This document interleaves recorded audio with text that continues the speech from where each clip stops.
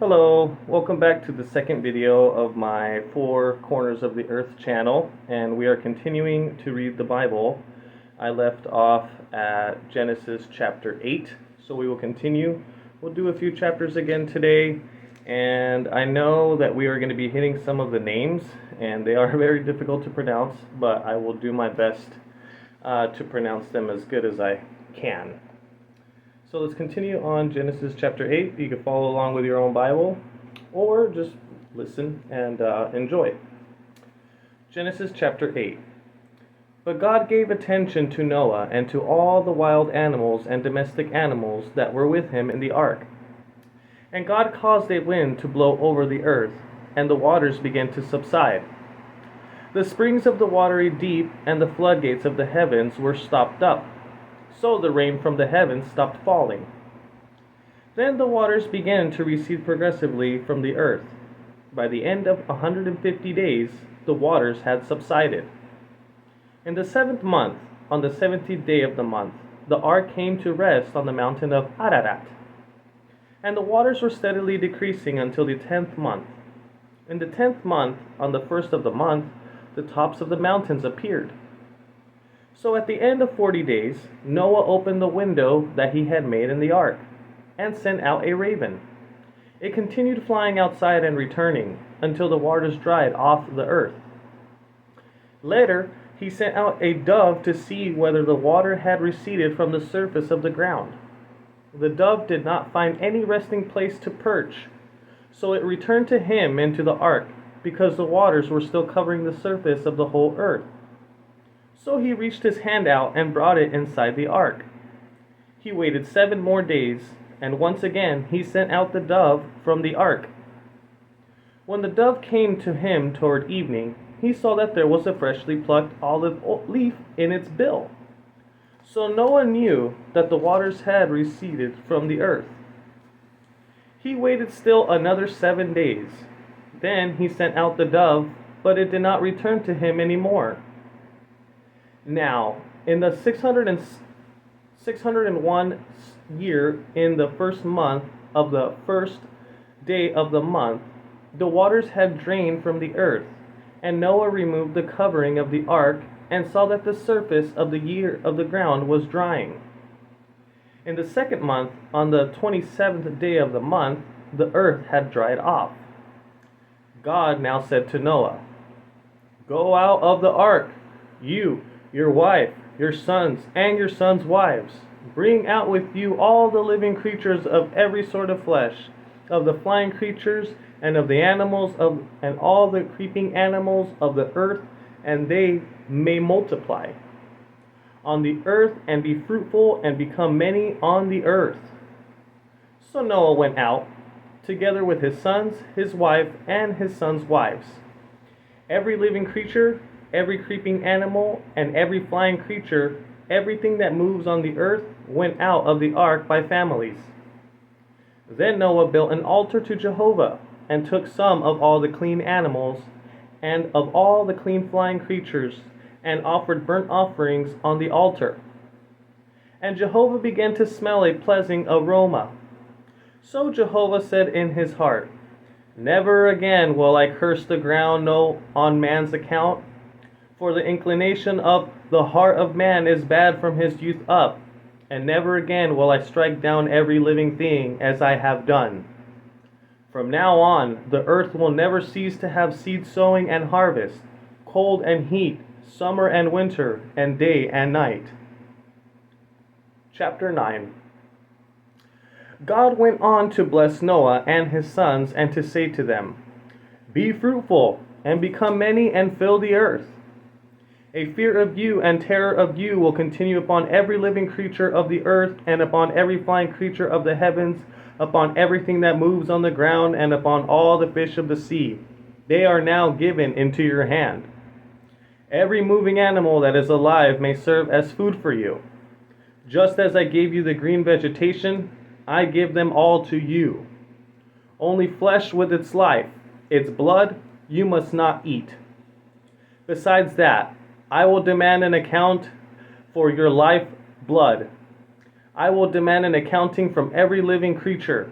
and from each man I will demand an accounting for the life of his brother.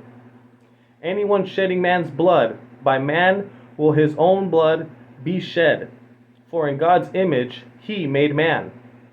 As for you, be fruitful, and become many, and increase abundantly on the earth, and multiply. Then God said to Noah and to his sons with him, I am now establishing my covenant with you, and with your offspring after you, and with every living creature that is with you, the birds, the animals, and all the living creatures of the earth with you, all those that come out of the ark, every living creature of the earth. Yes, I establish my covenant with you. Never again will all flesh be destroyed by the waters of a flood, and never again will a flood bring the earth to ruin. And God added, This is the sign of the covenant that I am making between me and you, and every living creature that is with you, for all the future generations. I put my rainbow in the cloud, and it will serve as a sign of the covenant between me and the earth.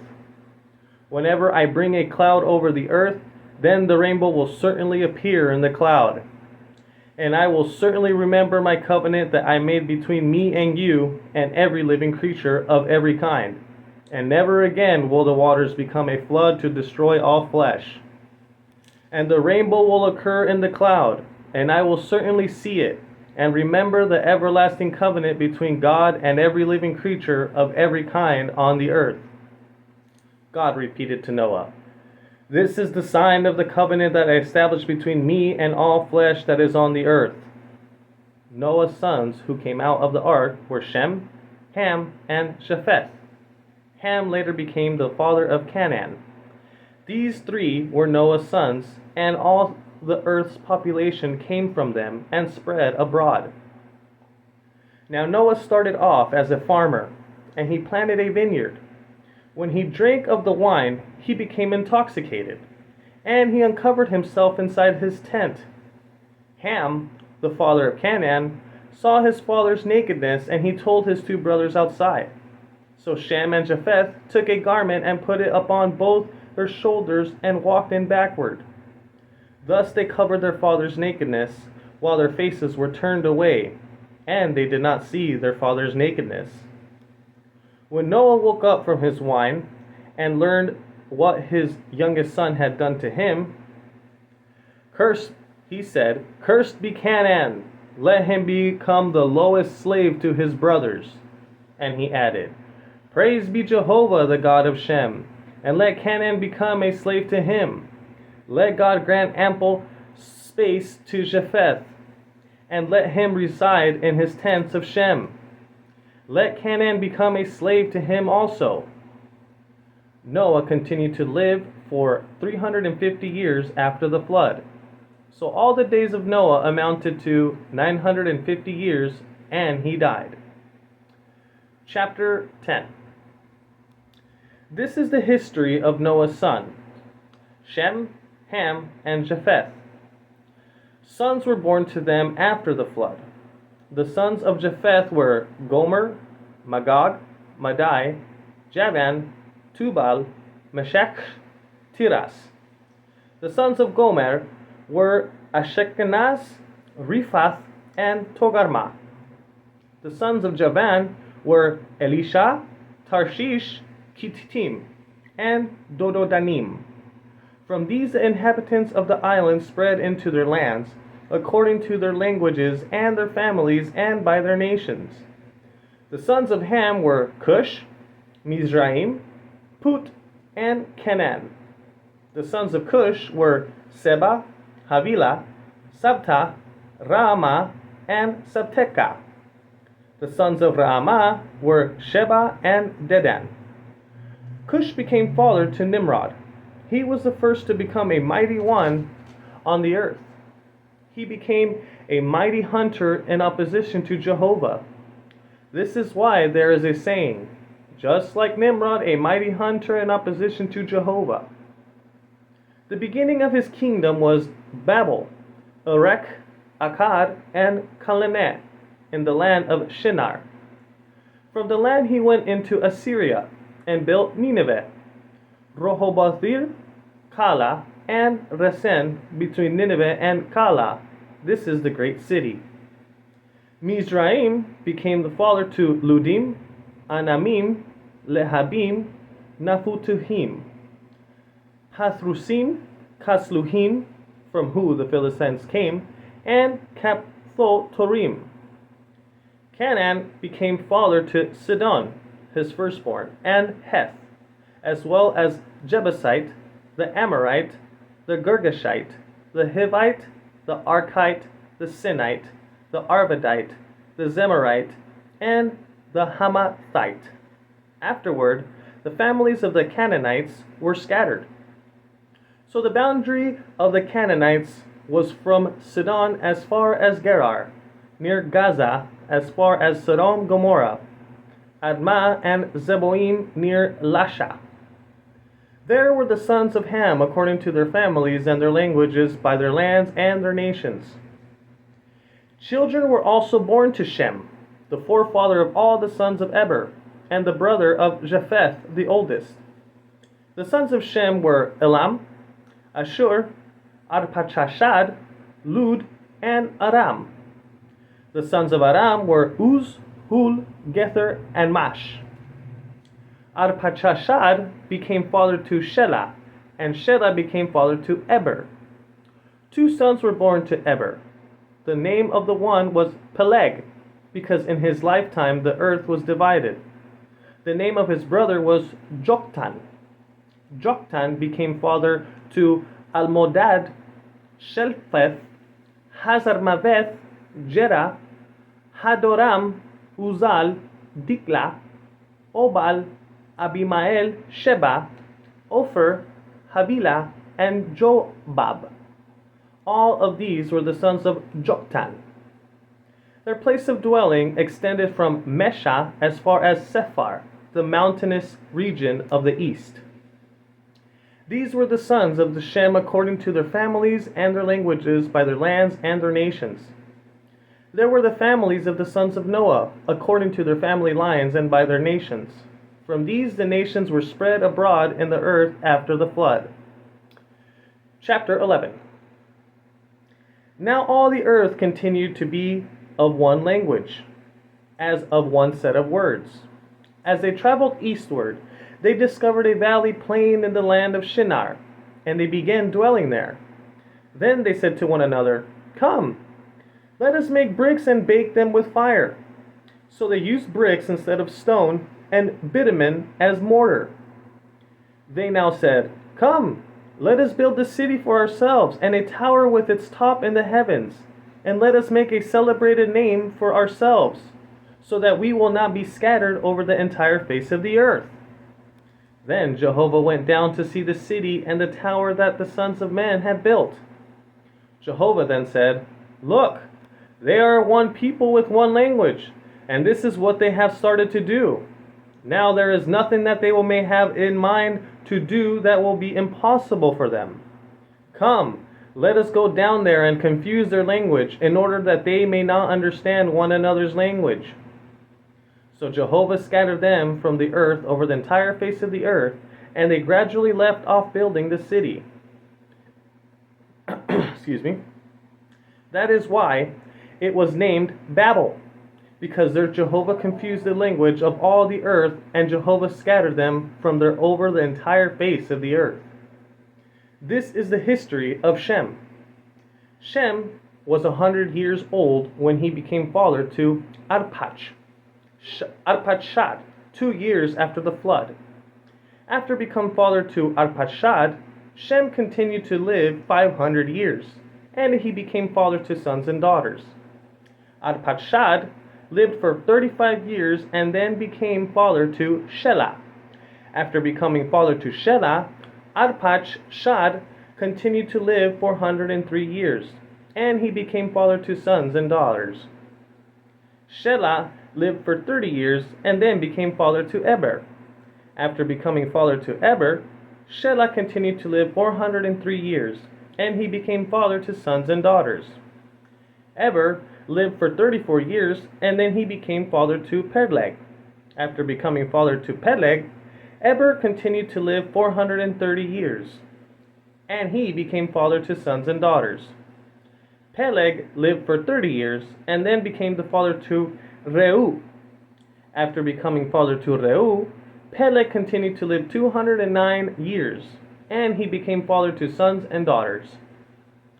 Reu lived for 32 years, and then became father to Serug. After becoming father to Serug, Reu continued to live 207 years, and he became father to sons and daughters. Serug lived for 30 years, and then he became father to Nahor. After becoming father to Nahor, Serug continued to live 200 years, and he became father to sons and daughters. Nahor lived for 29 years, and then became father to Terah. After becoming father to Terah, Nahor continued to live 119 years, and he became father to sons and daughters. Terah lived for 70 years, after which he became father to Abram, Nahor, and Haran. This is the history of Terah. Terah became father to Abram, Nahor, and Haran. And Haran became father to Lot. While his father Terah was still alive, Haran died in the land of his birth in Ur of the Chaldeans. Abram and Nahor took wives for themselves. The name of Abram's wife was Sarai, and the name of Nahor's wife was Milcah, the daughter of Haran, the father of Milcah and Iscah. Now Sarai was barren, she had no child. Terah then took Abram his son and Lot his grandson, the son of Haran, and Sarai his daughter-in-law, the wife of Abram his son, and they went with him out of Ur and the Chaldeans to go to the land of the Canaan. In time they came to Haran and began dwelling there. The days of Terah were 205 years. Then Terah died in Haran. Chapter 12. And Jehovah said to Abram, "Go out from your land and away from your relatives and from the house of your father to the land that I will show you. I will make you a great nation, and I will bless you, and I will make your name great, and you will become a blessing. I will bless those who bless you, and I will curse him who calls down evil on you. And all the families of the ground will certainly be blessed by means of you." So Abram went just as Jehovah had told him, and Lot went with him. Abram was 75 years old when he left Haran. Abram took his wife Sarai, and Lot the son of his brother, and all the goods that they had accumulated, and the people whom they have acquired in Haran, and they set out of the land of Canaan. When they reached the land of Canaan, Abram traveled through the land as far as the site of Shechem, near the big trees of Moreh. At that time, the Canaanites were in the land. Jehovah then appeared to Abram and said, "To your offspring I am giving to give this land." So he built an altar there to Jehovah, who had appeared to him. Later he moved from there to the mountainous region east of Bethel, and pitched his tent with Bethel on the west and Ai on the east. There he built an altar to Jehovah, and began to call on the name of Jehovah. Afterward, Abram broke camp and journeyed toward the Negeb, moving his camp from one place to another. Now a famine arose in the land, and Abram went down toward Egypt to reside there for a while, because the famine in the land was severe. As he was about to enter Egypt, he said to his wife Sarai, "Please, listen, I know what a beautiful woman you are. So when the Egyptians see you, they will surely say, 'This is his wife.' Then they will kill me but keep you alive. Please say you are my sister, so that it may go well with me because of you, and my life will be spared." As soon as Abram entered Egypt, the Egyptians noticed that the woman was very beautiful. And the princess of Pharaoh also saw her, and they began praising her to Pharaoh, so that the woman was taken to the house of Pharaoh. He treated Abram well because of her, and he acquired sheep, cattle, male and female donkeys, male and female servants, and camels. Then Jehovah struck Pharaoh and his household with severe plagues because of Sarai, Abram's wife. So Pharaoh called Abram and said, "What is this you have done to me? Why did you not tell me that she was your wife? Why did you say, 'She is my sister,' so that I was about to take her as my wife? Here is your wife. Take her and go." So Pharaoh gave his men orders concerning him, and they sent him away with his wife and all that he had. Abram then went up out of Egypt to the Negeb, he and his wife, and all that he had, together with Lot. Abram was very rich in livestock, silver, and gold. He camped in one place after another as he traveled from the Negeb to Bethel, until he arrived at the place where his tent had been between Bethel and Ai, to the place where he had previously built an altar. There Abram called on the name of Jehovah. Now Lot was traveling with Abram, also owned sheep, cattle, and tents. So the land did not allow for all of them to stay in the same place. Their goods had become so many that they could no longer dwell together. As a result, a quarrel arose between the herders of Abram's livestock and the herders of Lot's livestock. At the time, the Canaanites and the Perizzites were dwelling in the land. So Abram said to Lot, "Please, there should be no quarreling between me and you, and between my herdsmen and your herdsmen, for we are brothers. Is not the whole land available to you? Please, separate from me. If you go to the left, then I will go to the right. But if you go to the right, then I will go to the left." So Lot raised his eyes and saw that the whole district of the Jordan was a well-watered region, before Jehovah destroyed Sodom and Gomorrah, like the garden of Jehovah, like the land of Egypt, as far as Zoar. Then Lot chose for himself the whole district of the Jordan, and Lot moved his camp to the east, so they separated from each other. Abram lived in the land of Canaan, but Lot lived among the cities of the district. Finally, he set up his tent near Sodom. Now the men of Sodom were wicked, gross sinners against Jehovah. Jehovah said to Abram, after Lot had separated from him, "Raise your eyes, please, and look from the place where you are to the north and south, east and west, because all the land that you see I will give to you and your offspring as a lasting possession. And I will make your offspring like the dust particles of the earth, so that if anyone could count the dust particles of the earth, then your offsprings could be counted. Get up, travel through the length and breadth of the land, for to you I am going to give it." So Abram continued to live in tents. Later he came and dwelled among the big trees of Mamre, which are in the Hebron, and there he built an altar to Jehovah. Chapter 14. Now in the days of Amraphel, king of Shinar, Arirok, king of Elasar, Kedorlaomer, king of Elam, and Tidal, king of Goim, those made war with Barak, king of Sodom, Birsha, king of Gomorrah, Shinab, king of Admah, Shem-eber, king of Zebolim, and the king of Bela. This is Zoar. All of these joined forces at the valley of Siddim, that is, the Salt Sea. They had served Kedorlaomer for 12 years, but they rebelled in the 13th year. So in the 14th year, Kedorlaomer and the kings were with him came and defeated the Rephaim and the Ashtaroth Karnaim, the Zuzim in Ham, the Emim in Sheva Kiriathaim, and the Horites in their mountains of Seir, down to the El Paran, which is at the wilderness. Then they turned back and came to the En Mishpat, then is Kadesh, and conquered the whole territory of the Amalekites, and also the Amorites, who were dwelling in the Hazazon Tamar.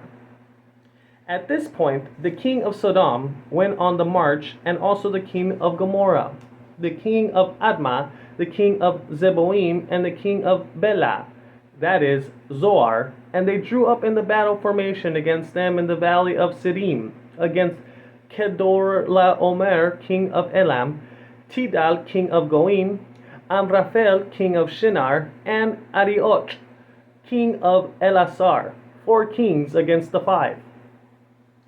Now the valley of Siddim was full of bitumen pits, and the kings of Sodom and Gomorrah tried to escape and fell into them, and those who remained fled to the mountain region.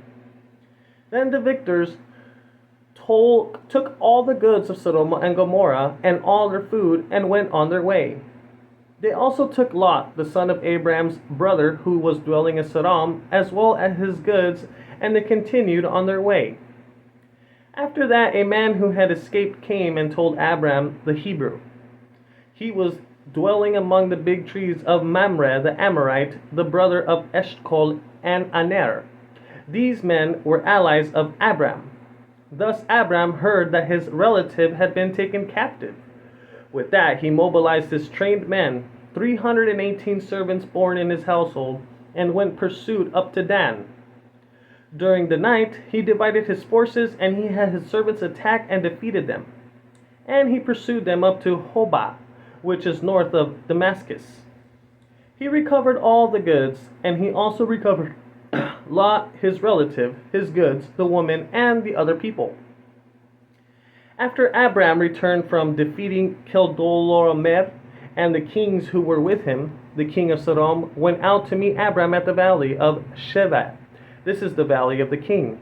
And Melchizedek, king of Salem, brought out the bread and wine. He was priest of the Most High God. Then he blessed him and said, "Blessed be Abram by the Most High God, maker of heaven and earth, and praise the Most High God, who handed you oppressors over to you." And Abram gave him a tenth of everything. After the king of Sodom said to Abram, "Pay the people, but take the goods for yourselves." But Abram said to the king of Sodom, "I raise my hand in an oath to Jehovah the Most High God, maker of heavens and earth, that I will not take anything that is yours, from a thread to a sandal lace, so that you may not say, 'I made Abram rich.' I will take nothing except what the young men have already eaten. As for the share of the men who went with me, Aner, Eshcol, and Mamre, let them take their share." Chapter 15. After this, the word of Jehovah came to Abram in a vision, saying, "Do not fear, Abram. I am shield for you. Your reward will be very great." Abram replied, "Sovereign Lord Jehovah, what will you give me, seeing that I continue childless, and that one will inherit my house is a man of Damascus, Eliezer?" Abram added, "You have given me no offspring, and a member of my household is succeeding as a heir." But look, Jehovah's word in reply to him was, "This man will not succeed you as heir, but your own son will succeed you as heir." He now brought him outside and said, "Look up, please, to the heavens and count the stars, if you are able to do so." Then he said to him, "So your offspring will become." And he put faith in Jehovah, and he counted it to him as righteousness. Then he added, "I am Jehovah, who brought you out of Ur of the Chaldeans to give you this land as your possession." To this he said, "Sovereign Lord Jehovah, how will I know that I will take possession of it?" He replied to him, "Take for me a 3-year-old heifer, a 3-year-old female goat, and a 3-year-old ram, a turtle dove, and a young pigeon." So he took all these and cut them into and put each part opposite the other. But he did not cut up the birds. Then the birds of prey began to descend on the carcasses, but Abraham kept driving them away. When the sun was about to set, a deep sleep fell upon Abraham, and great and frightened darkness descended on him. Then he said to Abraham, "Know for certain that your offspring will be foreigners in a land not theirs, and that the people there will enslave them and afflict them for 400 years. But I will judge the nation they will serve, and after that they will go out with many goods. As for you, you will go to your forefathers in peace. You will be buried at a good old age. But they will return here in the 4th generation, because the error of the Amorites has not yet reached its full measure." When the sun had set, and it had become very dark, a smoking furnace appeared, and a fiery torch passed between the pieces. On that day Jehovah made with Abraham a covenant, saying, "To your offspring I will give this land, from the river of Egypt to the great river, the river of Euphrates, the land of the Kenites, the Kenizzites, the Cadmonites, the Hittites, the Perizzites, the Rephaim, the Amorites, the Canaanites, the Girgashites, and the Jebusites. I am going to pause it there. So we did Genesis chapter 8 to chapter 15. Hope you enjoyed it. A lot of hard names there, but it was in a different language, and so I did my best. And it is very interesting that they each have their own meaning. It's not just names like we have nowadays. They each have its meaning. So it's very interesting, and it is getting interesting to see the bloodline starting of the Israelites and all that. So hope you enjoyed today, and I will continue to read from chapter 16 and on the next video. You all take care. Thank you.